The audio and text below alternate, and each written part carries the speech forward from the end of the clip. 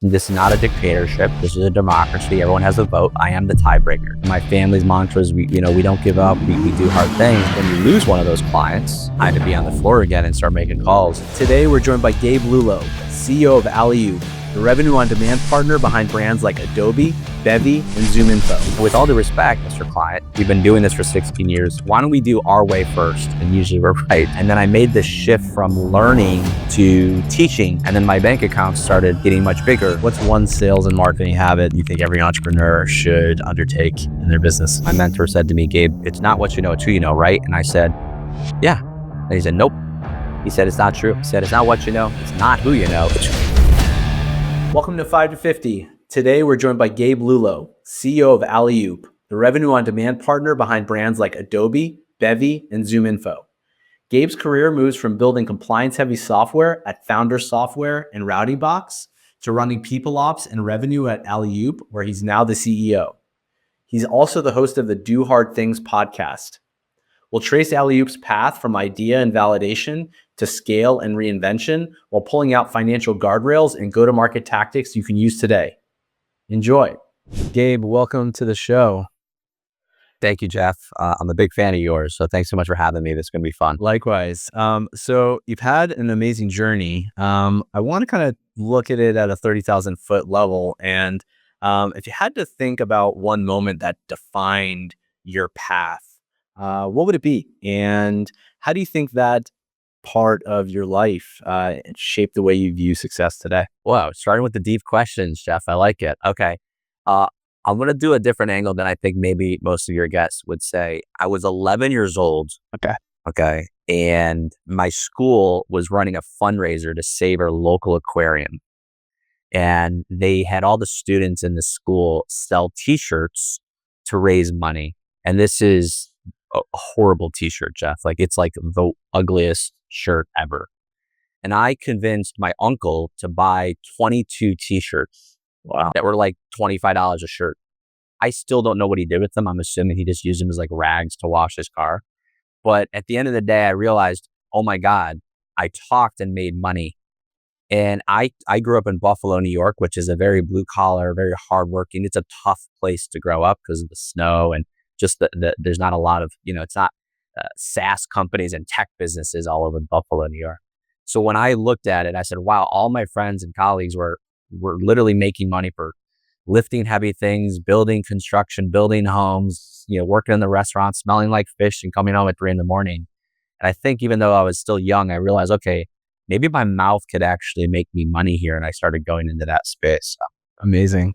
And that ties into what you're doing today and also what you did before becoming the CEO of Alleyoop, where you sold enterprise software. Is that right? Yeah, exactly. So I actually started off as an SDR, which is what we do here at Alleyoop, ironically. So really SDR to CEO is my journey. And so SDR, for those who may or not know, is a sales development rep. We're prospecting all day long. We're making a lot of cold calls and we're trying to get people's attention on the phone or email, LinkedIn. And that's where I started. And then I walked into staffing and recruiting, did executive training and selling, and then enterprise software. And then I was asked to come back because I did work at Alleyoop for a long time. But then I was asked to come back and actually take over as CEO by the founder. And that's what I've been doing over the last few years. It's been great. And so starting as an SDR, I'm sure you're hearing no all day. How do you Just a little learn bit to live with that? And how do you reframe your brain to accept that no doesn't always mean no, and it's not an indication of you, or maybe it is, and you need to adapt? Yeah, it's interesting. There's a few things I think about when you bring that up. One is, it's like baseball. I was a baseball player when I was a kid. So, if you bat 300 in baseball, it means you're out 7 times out of 10, right? And you're still doing pretty well. You're making millions of dollars. And so in sales, it's the same thing. You're going to strike out a lot more than you close deals, right? But at the end of the day, that's just the numbers game. And that's what sales is all about. So talking about being mentally tough, I call it mental calluses. So you have to think physical calluses. You got to have mental calluses. And no, for me, I know everyone says, oh, no is just an opportunity to learn, but it really is. I realized, okay, instead of getting down about the no's, I just looked at every single thing that was said to me and I wrote it down, and I realized, oh my God, there's only 10 things I'm ever hearing. There's only 10 buckets, 10 responses, no matter what I'm selling. And it comes to setting up appointments, SDRs, that people say to me. So I just had to get really good at figuring out, what do I say back to those 10 subjects? Yep. And those will be my rebuttals to my objections. And this is easy. Yep. Now all my confidence, so no's don't matter to me because I know exactly what to say, right? So that's where it started actually becoming exciting for me. Awesome. Yeah. It's sounds like you had early on in your career this mindset of constant learning. You know, we're as an entrepreneur, you need to constantly learn, right? Now you're the CEO of Alleyoop.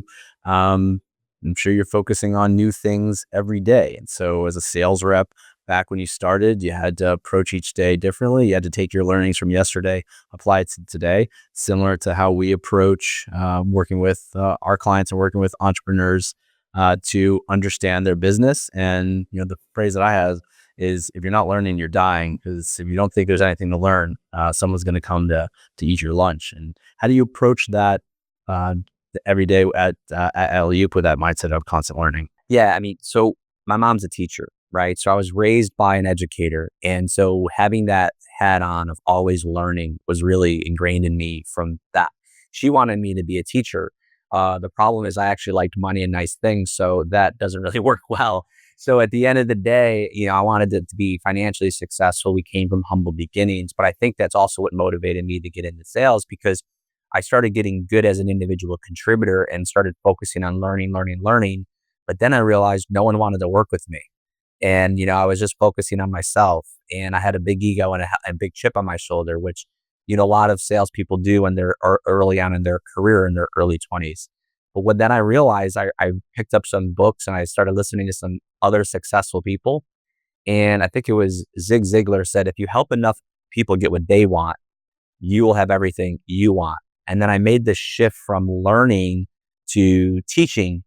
And then I had to focus my work every day is teaching other people how to become successful. And then my bank account started getting much bigger.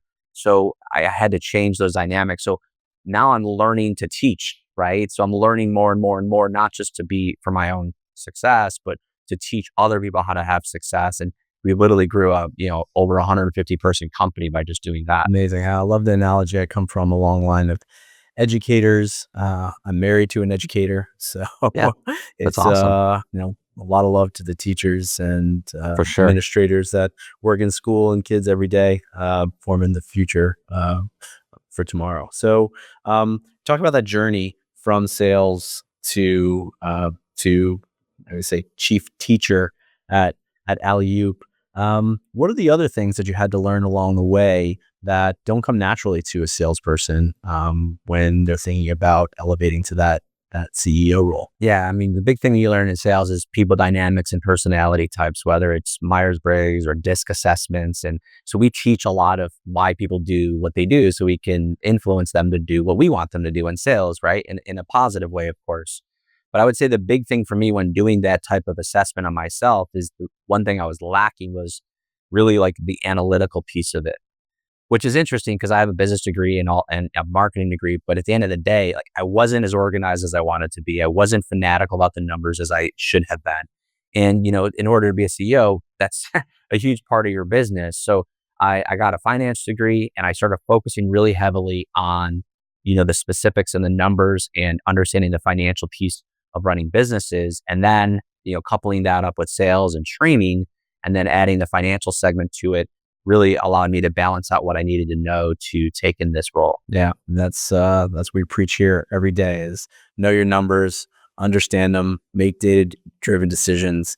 And the only way to do that is if you have good data, you have timely numbers, and you have the right talent to analyze it or the knowledge yourself. So is that something? Or hire smarter people than yourself to do exactly the things you need them to do, which I do a lot of that as well. That's right. Absolutely. We're here preaching to hire financial experts to guide you along the way. You're talking about hiring sales experts to bring in the qualified leads to grow your business. It's important to work with experts. I think as we grow, go into the future, when we use technology, it helps us get more leverage, but we need to know that we need to know how to understand and interpret the information we're receiving in every department, right? Like from sales to marketing to financials to everything. So how do you train your team to be those subject matter experts and be those resources to their clients? Yeah, absolutely. So what's interesting, we really promote within a lot. Now, of course, we source from all over, but at the end of the day, our campaign directors, which we call them, those are the individuals who are working with our clients, our CEOs, our VPs of sales, our CROs, our point of contact at our client. And they have come up through being an SDR, being an SDR manager, and then of course running the campaign.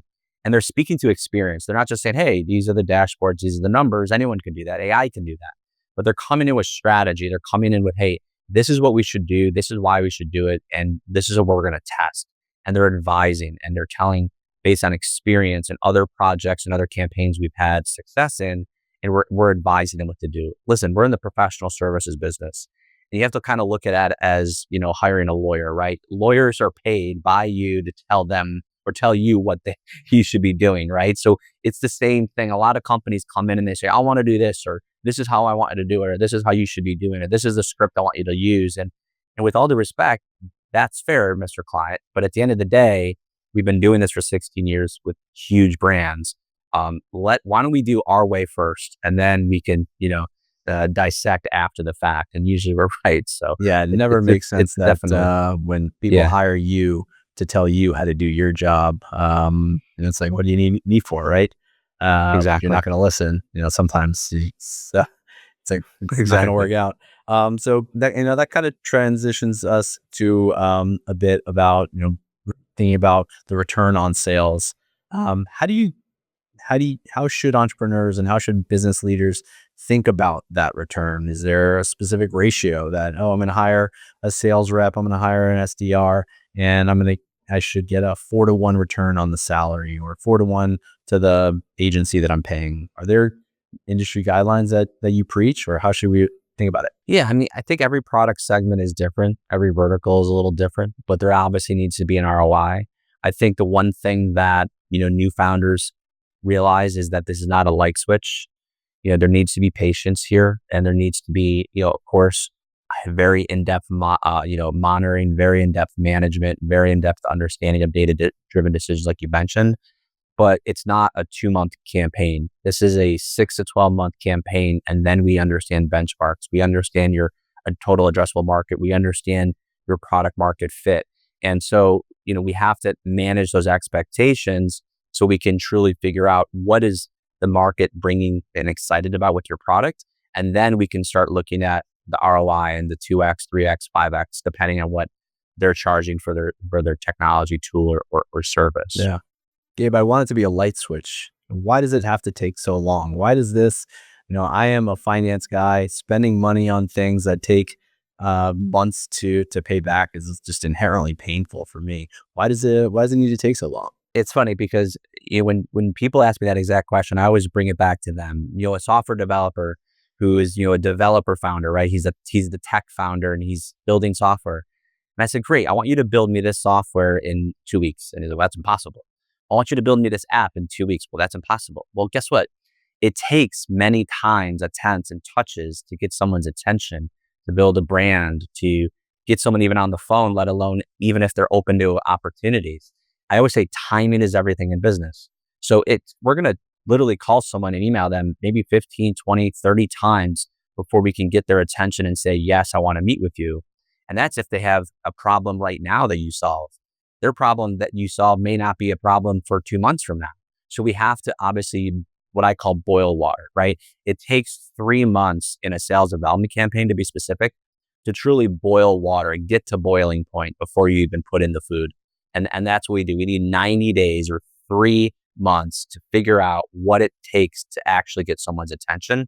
And then we can start doing predictive revenue analytics at that point. Wow.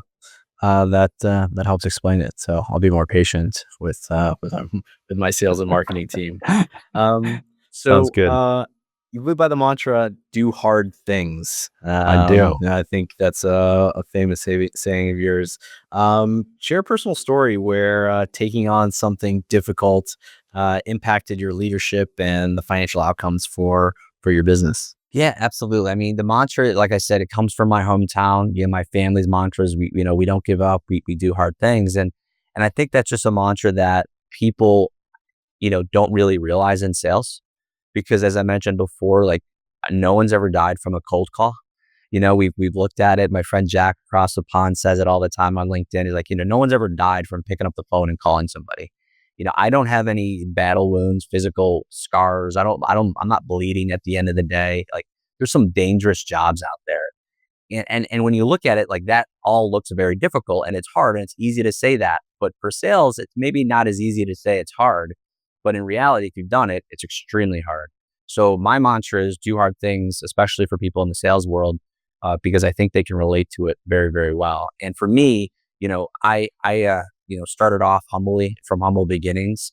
I had a company that didn't do well right out of school. I also was doing internships in New York City. I wanted to be a stockbroker back in the early 2000s. And then 9/11 happened right after I graduated college, and there was job freezes across the board.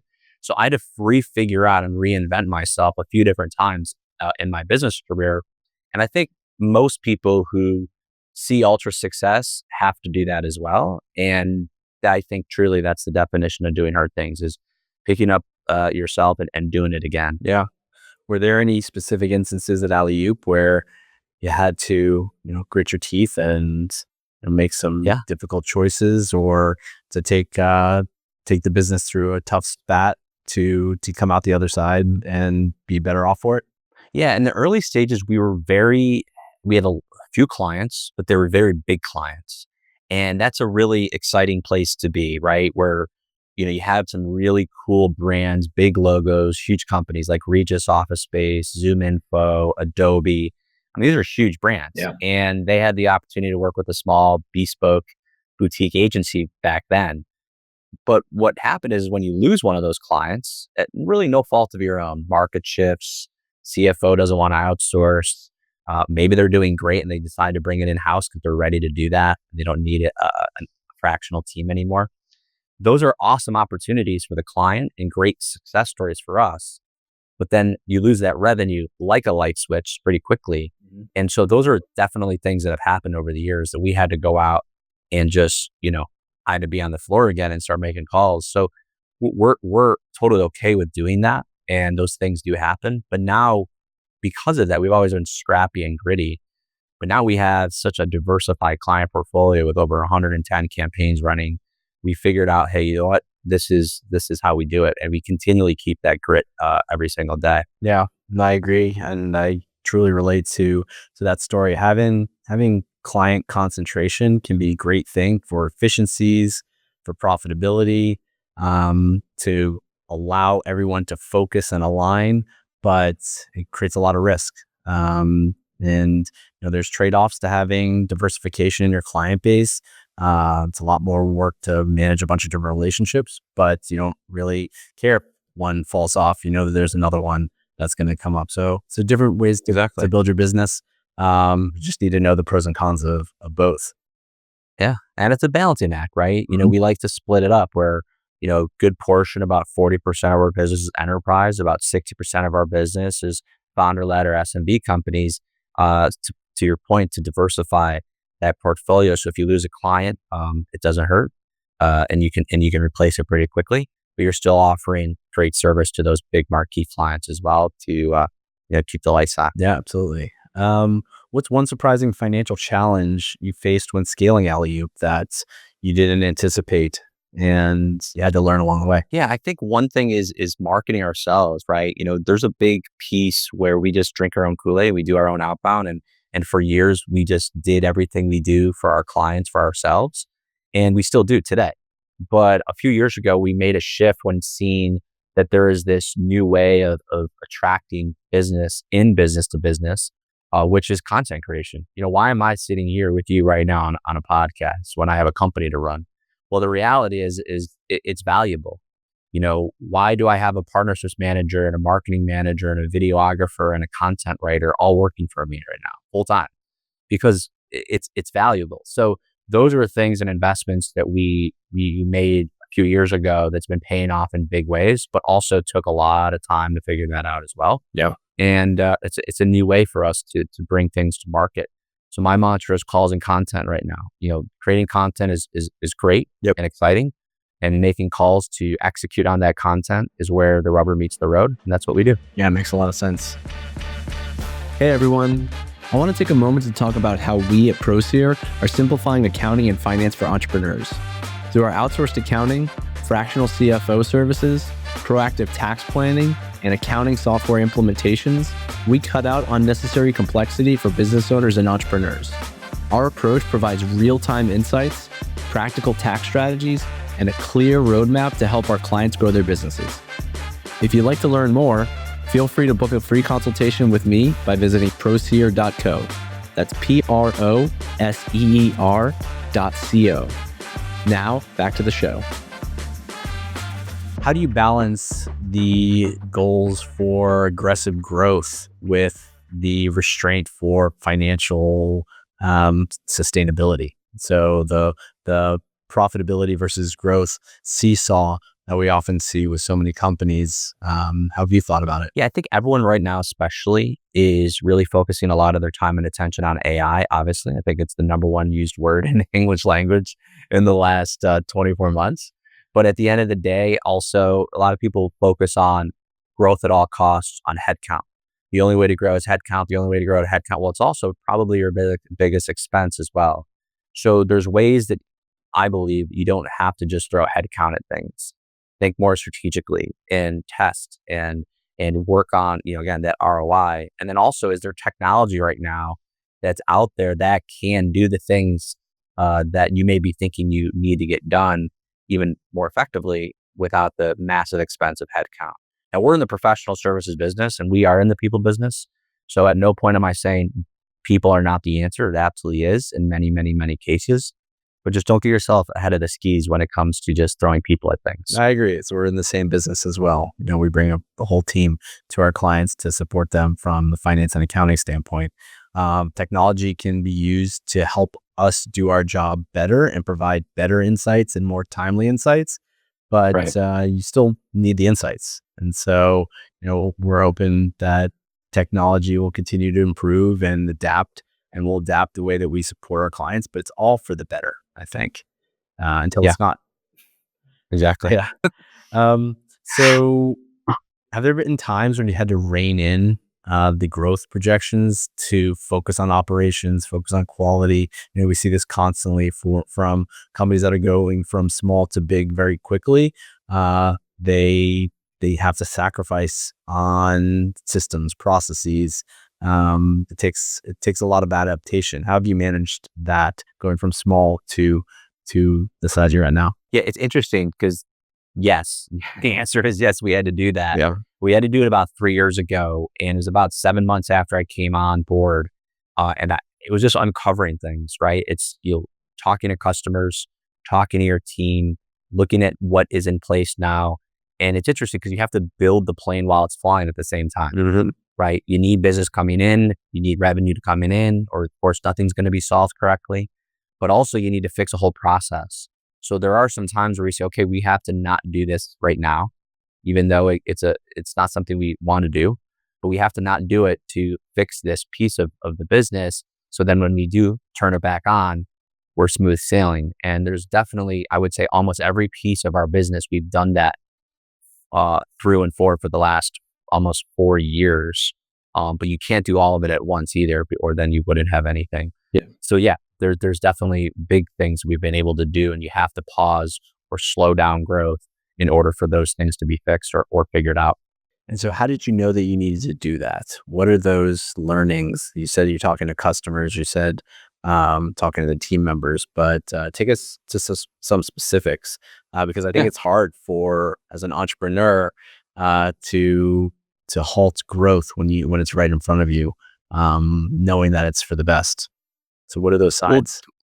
Yeah, so we had to make a big shift in our data vendors, right? So we were noticing as our connection rates were down, we were noticing a lot of bad data, poor quality. We were noticing some of our vendors were not as responsive as they used to be. Really good. And, without data in our world, that's like ammunition for a gun. You can't fire without ammunition. And that's like everything for us. So we had to really realize, and the numbers just showed us that all of those things I just mentioned were going down. So we started doing tests while keeping that vendor in place around it to again benchmark, and then we had to make the shift and move forward. I think these companies have contracts, and there's times that you have to fulfill, and so we have to factor that in as well. That was a big one for sure. We also changed our technology for sales engagement, our outbound tools and dialers. We've upgraded that in a big way. And that one was more of just like, we knew we had to do it. We knew we were behind the times on it, and we had to make sure it was, again, that was more of an upgrade versus a refresh or a change. And then, yeah, those were two big ones for sure that we've done over the years. Yeah, it's always tough. Change management is a big part of what we do as well, bringing a whole Yes. new accounting team, a whole new accounting system sometimes, and the processes that come with it. You got to manage the human aspect of it, because the internal person, that's the internal bookkeeper that's been using their accounts payable software one way, maybe they weren't optimizing it, and it's going to shave hours off of their lives. They might not feel as valuable to the business, even though they can readjust that time. Convincing people that change can be good is hard.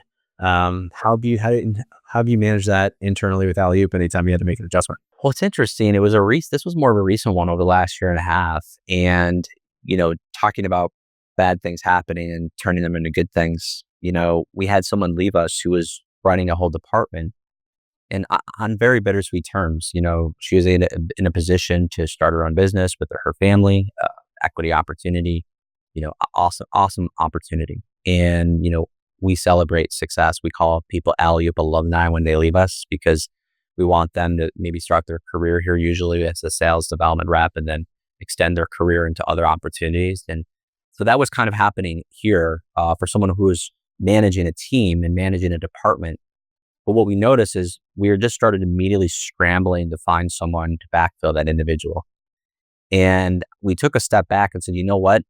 Why don't we figure out ways, tools, technology, processes in place that may be a different way of doing this? So we bought a new applicant tracking system. We bought a new video screening tool. We built a new landing page and career site. We started interviewing some of our reps on video and making it more of an organic approach to recruitment, as opposed to a transactional headhunting type of methodology.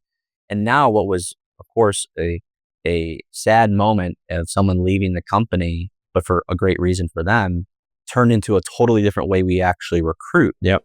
And so that was exciting for sure, but definitely looked a little bleak when it started. Yeah, it's a lot of work to put all that in place, but now you have a scalable solution. And so Right. I'm sure in the middle of it, it's hard to see the forest for the trees, but you've come out the other side, and congrats. That's a pretty impressive. Yeah, I mean, now we're at 150. We're like, okay, now with what we have in place, yeah, it's maybe a little bit more costly right now, but we're going to get to 300 without any problems, and that's what we're excited about. Yeah. So how do you explain that to the team, and how do you foster a culture of financial responsibility across an organization of 150 people? Yeah, a good friend of mine named Richard Washington, he's across the pond in London, and he actually is a great show, and he talks about entrepreneurship.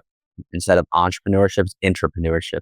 What he talks about is, the entrepreneur is the entrepreneur. No one's going to work harder than them. No one's going to love the company more than them. No one's going to be in it more than them.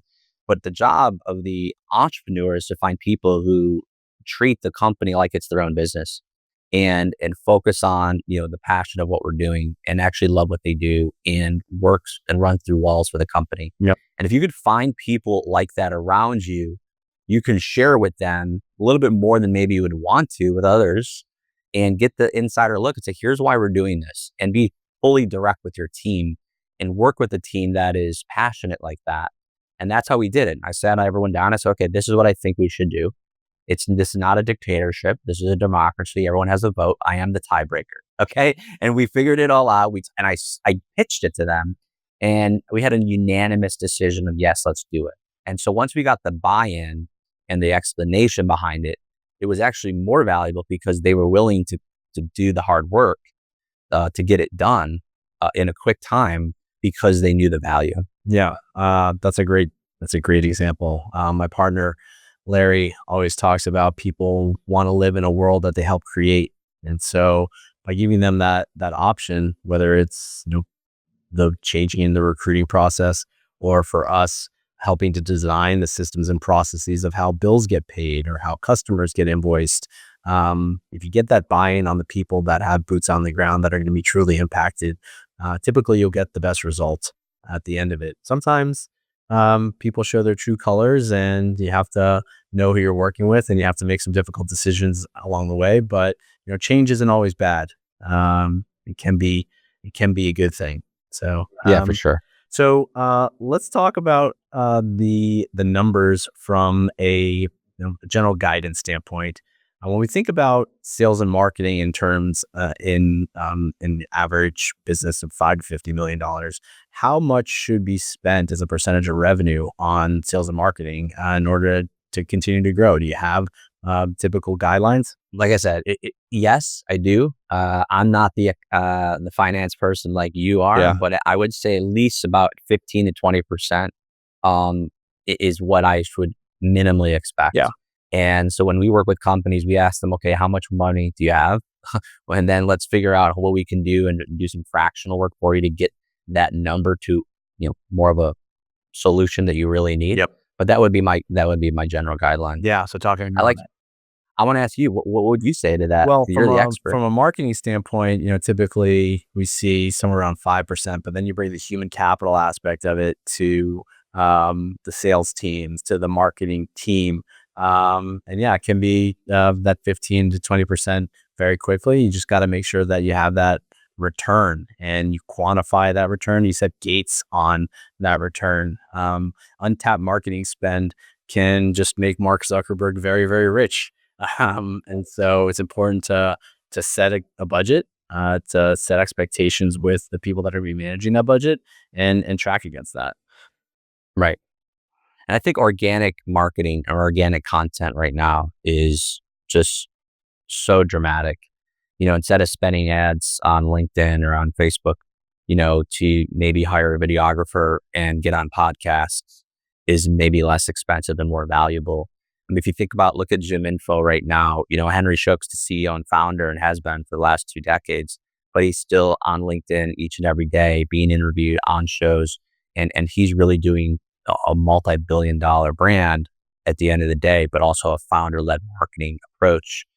We helped build their sales development team many years ago, but it's still something really cool to see and what's happening right now when it comes to marketing.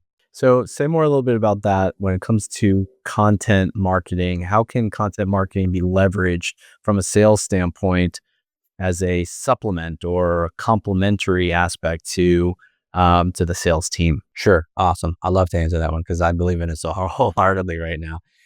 First off, everyone always asks me for a white paper or a case study in the sales process. Send over a white paper, send over a case study, send over your deck. Now, we still have a deck, but I will tell you that our team does not send over case studies and white papers. Our team sends over podcasts, content, LinkedIn profiles, posts, things that are organically generated that are relevant to what it is that, the topic at hand is. So our sales development reps, our appointment setters are using my content that I post on LinkedIn, which is every single day, to generate appointments.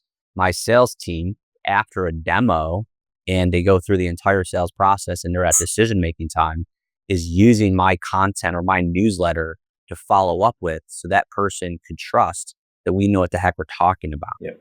And every time I get on a call, especially if it's one of an individual through LinkedIn, they feel like they know me or know us so well that the trust is already there, which is half of sales, if not all of sales, right? Right. And so that's what content has been able to do for us specifically. Wow. It's amazing that you're able to take something as a cold call and a cold email and warm somebody up so quickly by leveraging organic content. That's an awesome tool. If I called you, Jeff, and said this, hey, Jeff, this is Gabe over at Alleyoop. Listen, I just sent you a note on LinkedIn with a link to our CEO talking about how cybersecurity right now is so hard to penetrate in the sales function, and a couple points on why cybersecurity is really being changed with an SDR attached to their sales team.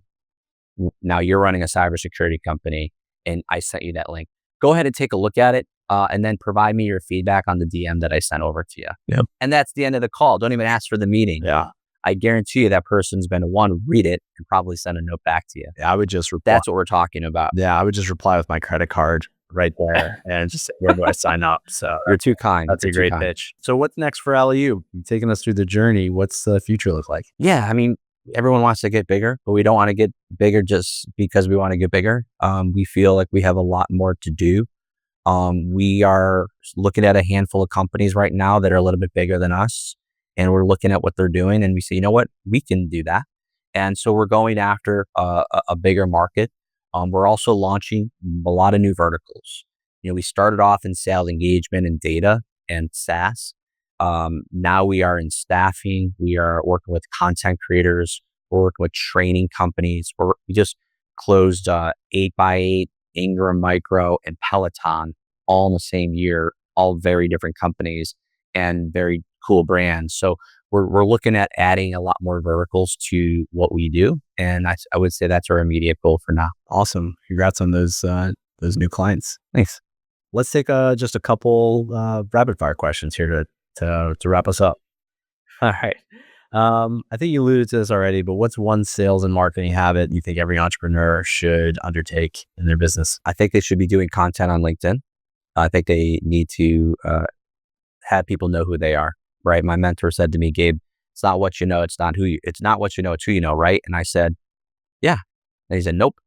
He said, it's not true. He said, it's not what you know, it's not who you know, it's who knows you. Wow. So if no one knows who the heck you are, it doesn't really matter. I love it. That's great.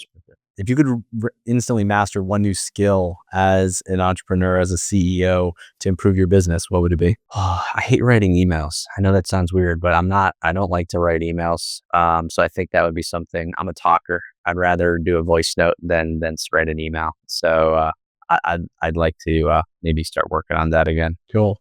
Where can people find you online if they want to learn more about you or Alleyoop? Yeah, like I said, my LinkedIn's very active. So you can go to Gabe Lullo on LinkedIn and pull me up. I have a newsletter there. We post every single day for free content. Alleyoop.io is our website. You can see our podcast there, all of our programs and what we do. And send us a note. We'll be really responsive. Amazing.